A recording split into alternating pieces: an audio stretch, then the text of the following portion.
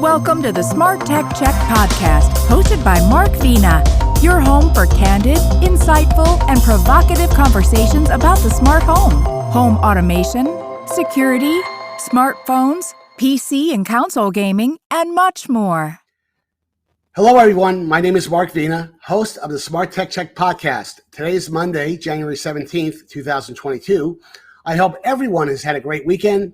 I always enjoy talking to executives at disruptive technology companies, and I've got a terrific guest today to discuss what trends in the market his company Infineon is seeing and what strategies they have in place to capitalize on these marketplace shifts.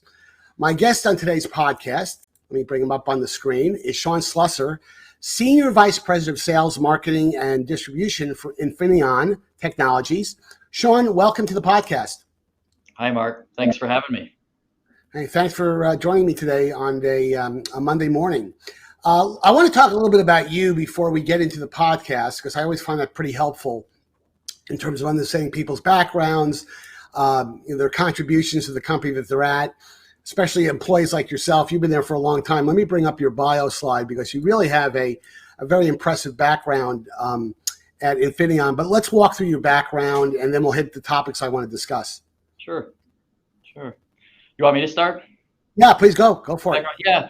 So my background is I've been with the company for a long time, 24 years, actually 24 plus years now. I think July is my anniversary, so almost 24 and a half.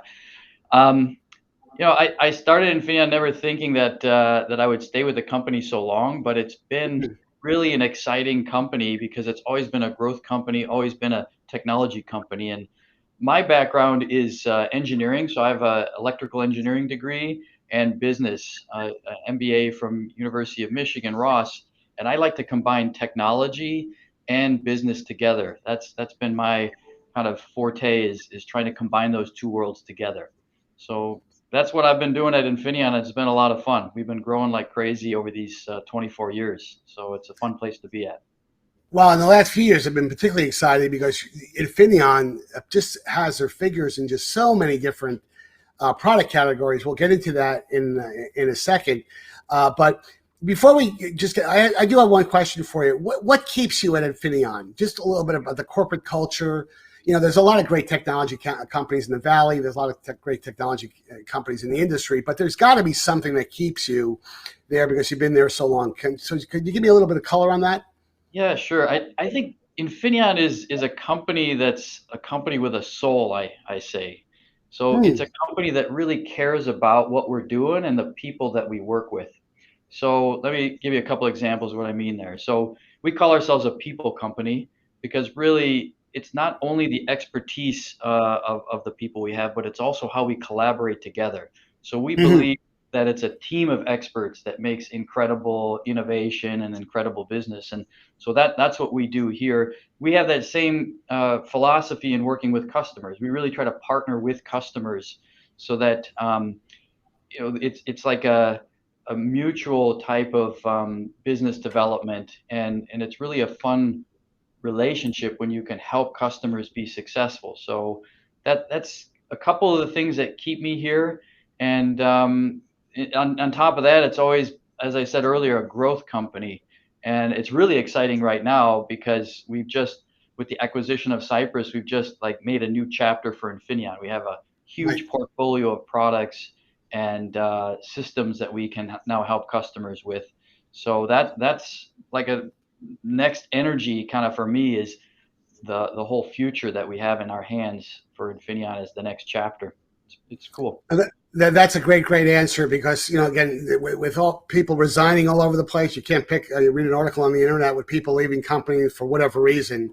And it's a rare circumstance when you hear about a senior person who's been in the company as long as you have been, really have a full appreciation for the company.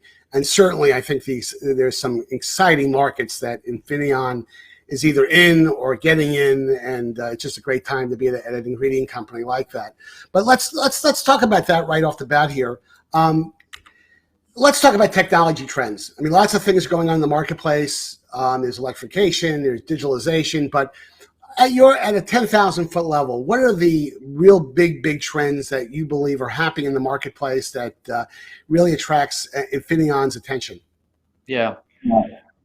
Let me first tell you a couple words about Infineon, why I think we're good at being able to see these trends. And Hmm. that is, Infineon's a top 10 global semiconductor player now, especially after the acquisition. We're in a very broad market view now. So we've got transportation, automotive, we've got computers, we've got IoT for consumer, green energy technology, really a breadth of all the growth areas.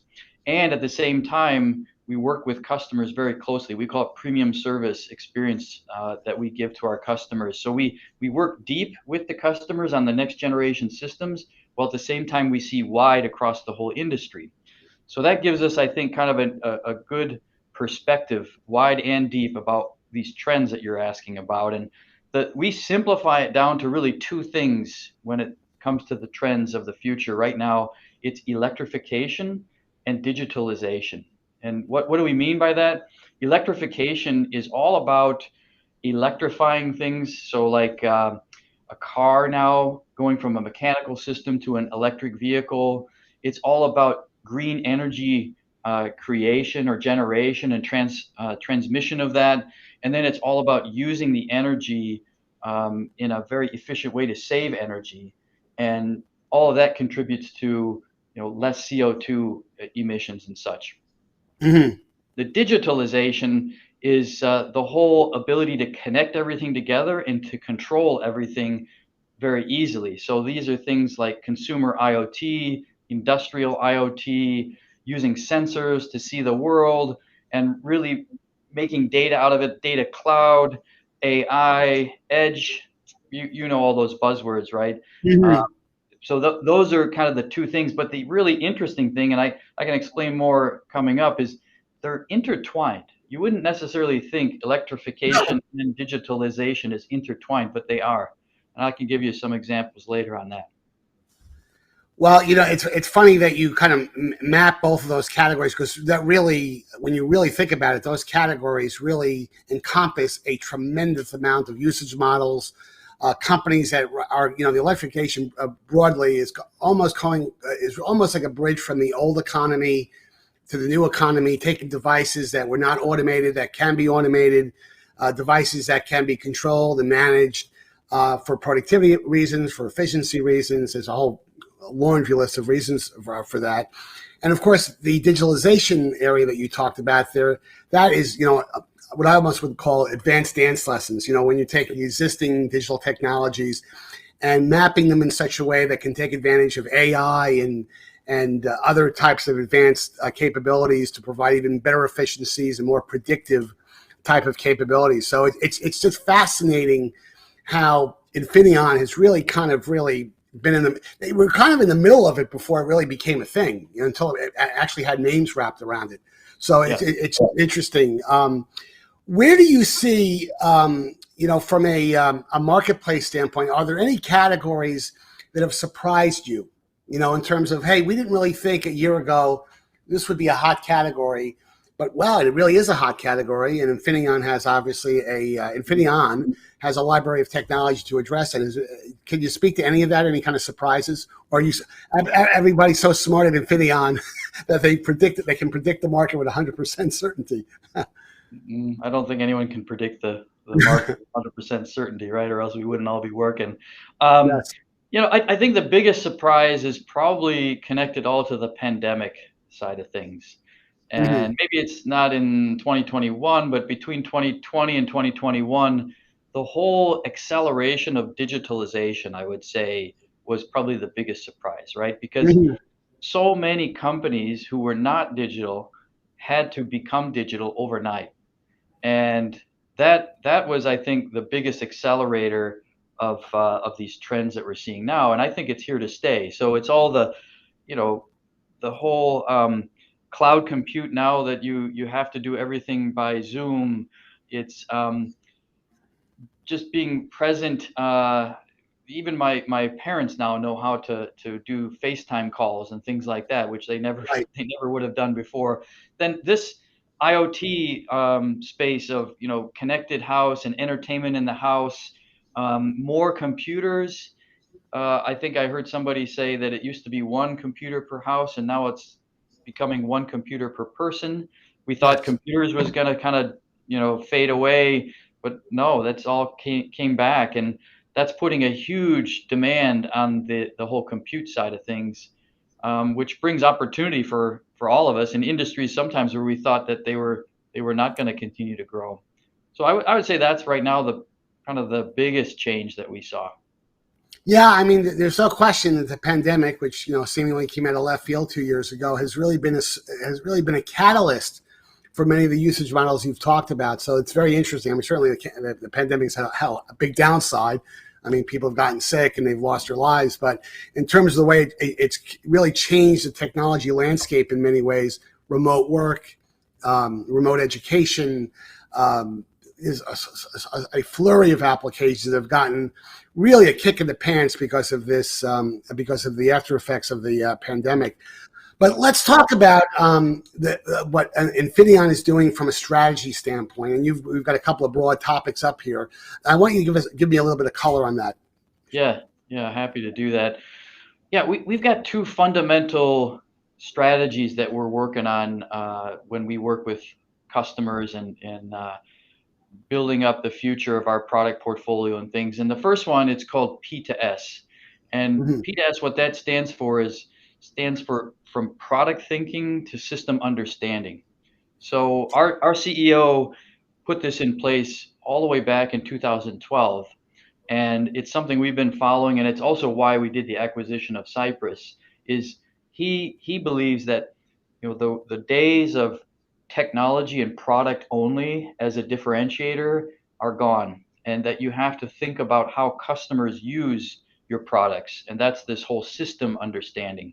So Mhm. you have to be able to know what are they doing with them so that you can come back and add the most value to your products and really a system solution so that Yes. it's not just products, it's how products interact together, it's the whole system engineering, it's the software, the tools, everything like that. And we don't want to somehow take over what our customers are doing. We want to basically complement them to make their job easier. So we really take a close look in everything we do now at the system, the application we call it.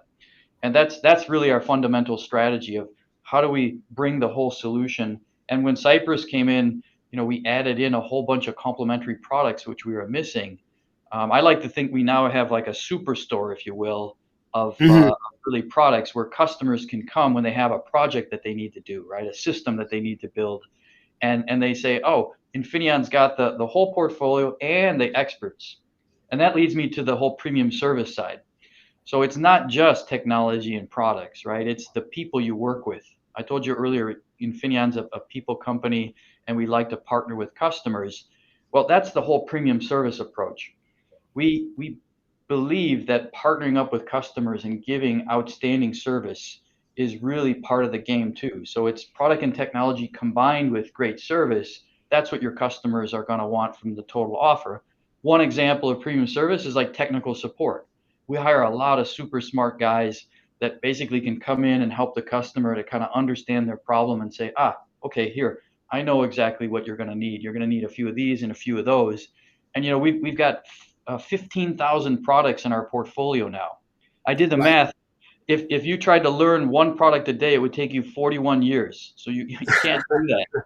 So you got to have experts. You got to have people who can kind of understand what are you trying to do, and then kind of collect them together into a system solution. And that's part of our premium service approach is really trying to bring things like that to our customers to help them be successful and really win their hearts too. We want them to know we care about them.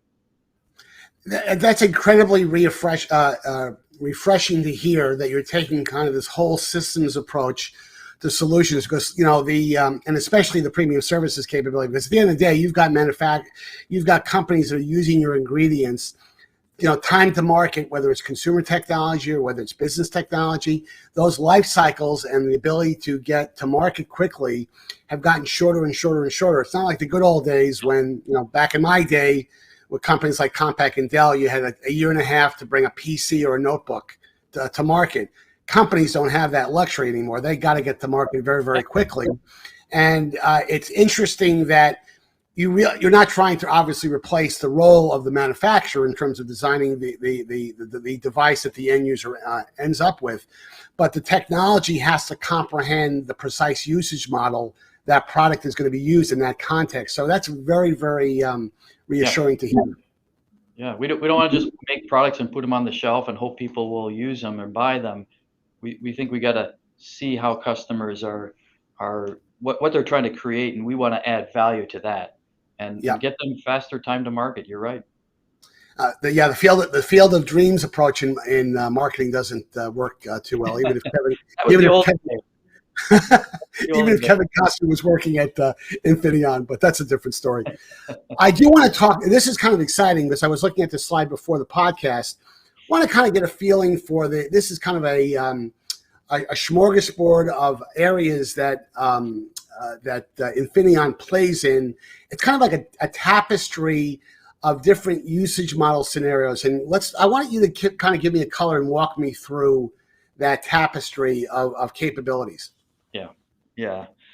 What I thought would be fun to do is to put ourselves in the shoes of a consumer, an everyday consumer, and to walk through a little journey of a regular day that you might have, starting with getting out of bed and a little bit how does these digitalization and electrification trends show up, and then what's Infineon doing in each of those areas, and Infineon's hidden basically, right? Because consumers buy end products from our customers, so maybe after I walk through this, people can realize, wow, Infineon is almost everywhere every day, but you didn't know it.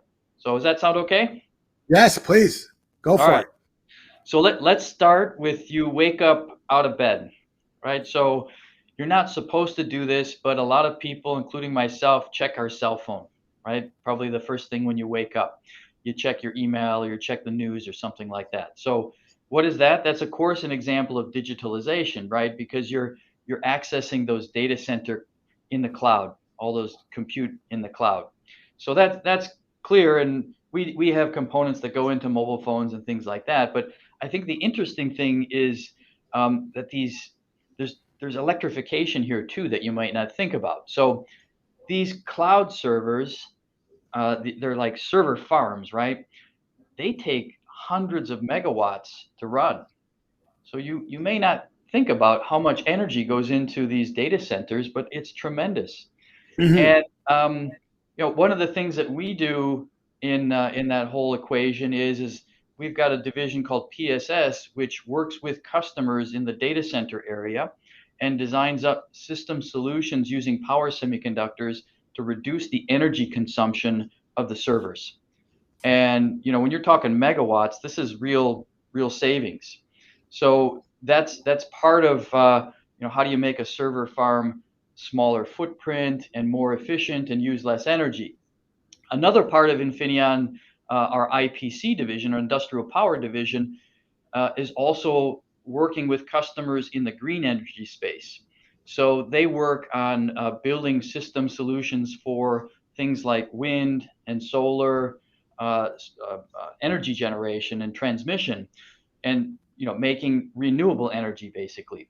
So that's an example also of electrification connected to digitalization there, because the whole greenhouse gas and global warming is another big, I think, thing that's a priority for everybody nowadays, and we're helping to solve that problem, I think, by the whole less energy being used and then the whole green energy. So that's an example of digitalization and electrification together. All right, so let's now you get out of your bed, you get up and you start interacting with your home, right? And of course, you turn on your lights, you get your coffee, you turn your heater on maybe, or air conditioner wherever you may live, and that's an example of how in the future the smart home will make that a lot easier, and that's digitalization.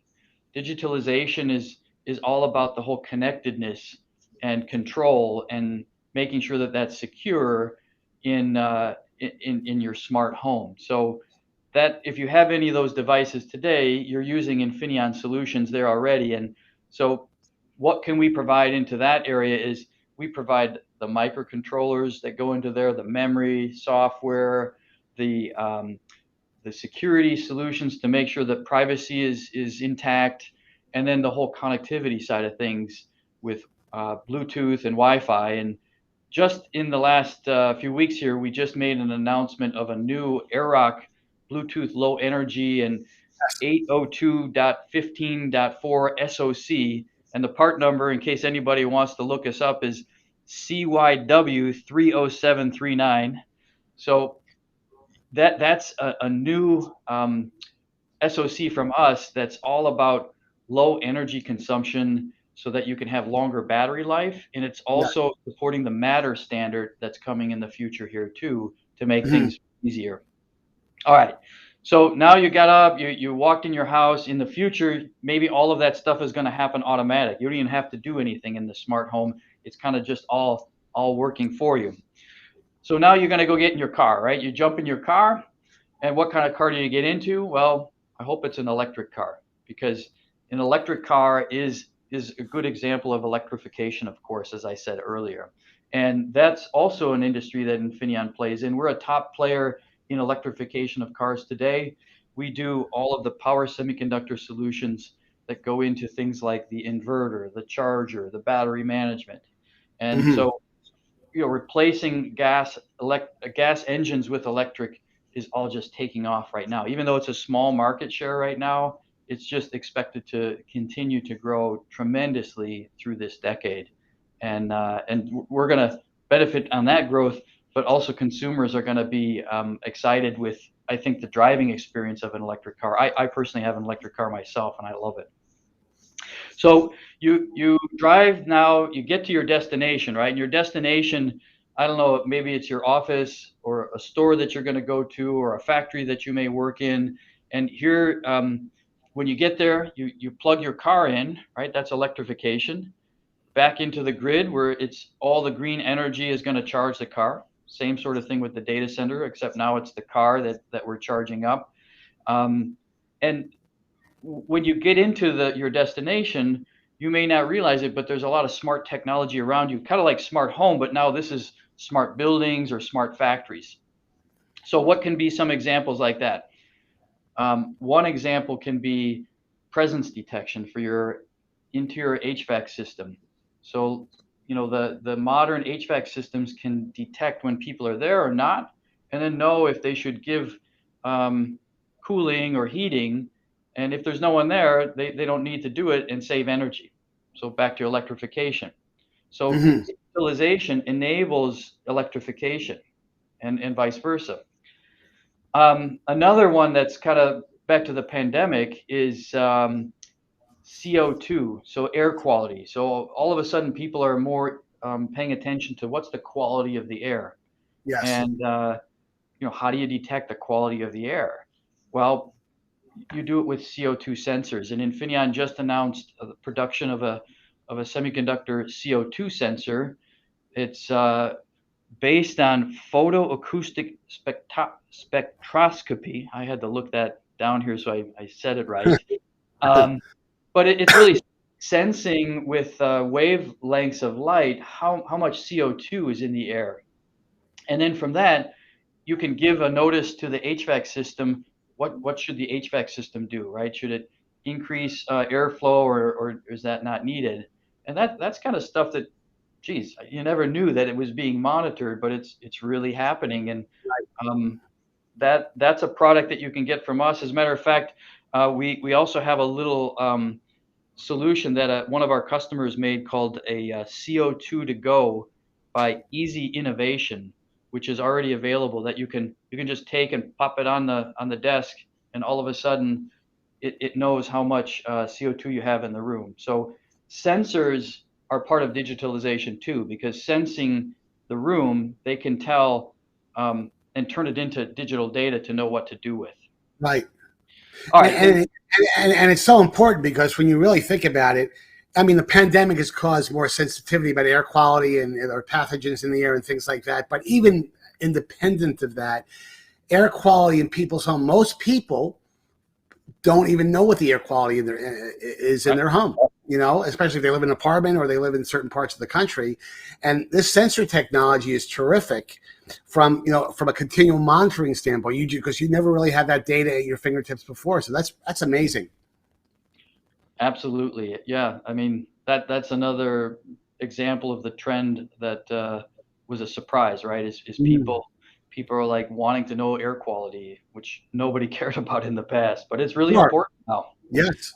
Let me give you the last example now of throughout your day. So you had a busy day at work or at the factory, or maybe you shopped on Black Friday or something. You're exhausted, so now you got to get home. So you get in your car, and you're after so much time, you're probably a little bit distracted, or you're not able to maybe pay full attention to what's going on around you. So you'd like some ways that the car can make you safe. So in today's cars, you have ADAS systems, so advanced driver assistance systems, and of course in the future the whole autonomous drive. So perfect examples of digitalization, and that's where Infineon is also playing as well. We're the number one automotive semiconductor provider in the industry, and some of the things that we provide into that.